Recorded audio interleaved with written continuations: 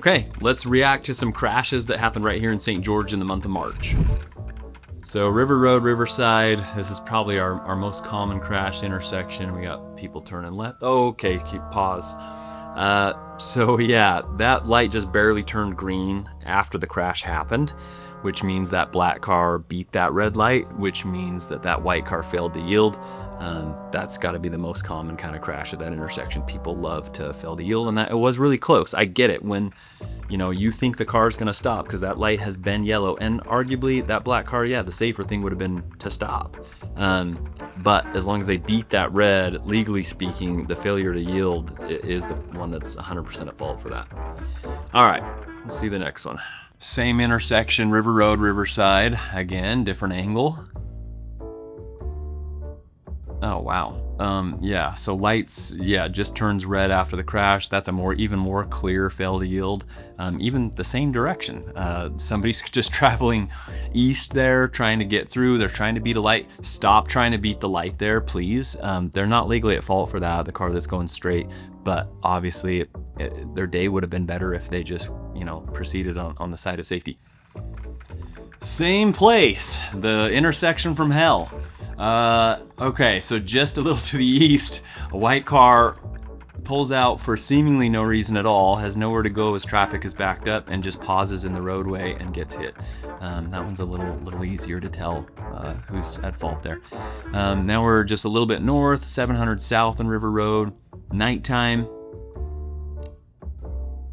People going straight through on a green, red truck trying to, oh, there's a pedestrian out there. Pause. Oh, ouch. So yeah, definitely 100% the red truck's fault.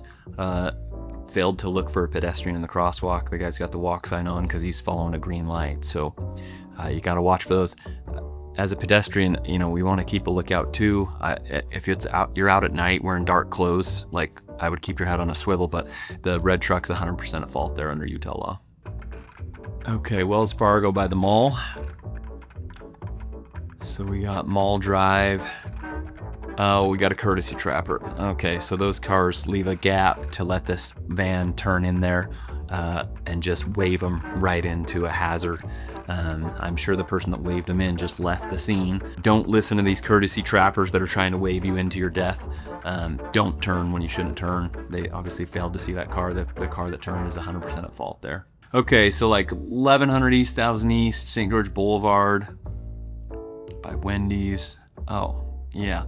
So that light for straight is still green. You can't see it hidden behind the little dinosaur there. But there's two cars still trying to go through. So I believe that they likely had the green. They're probably both not running it. That car just fails to yield. Okay, so the Pickler. So a few blocks west there. Traffic's backing up. Yeah, the car just failed to realize that traffic's backing up from a light a block ahead. I don't know, hopefully it wasn't texting, but probably. Okay, so we're looking north on River Road by 1450. Oh, geez, okay. So those guys were actually, that were turning left, got the green arrow there, the double green arrow, because they both go. If they've got the double green arrow, that means that light that you can barely make out there had gone red already. That truck should have stopped. Truck that was going straight ran the red. That looked like a pretty violent crash. Hope those guys are okay.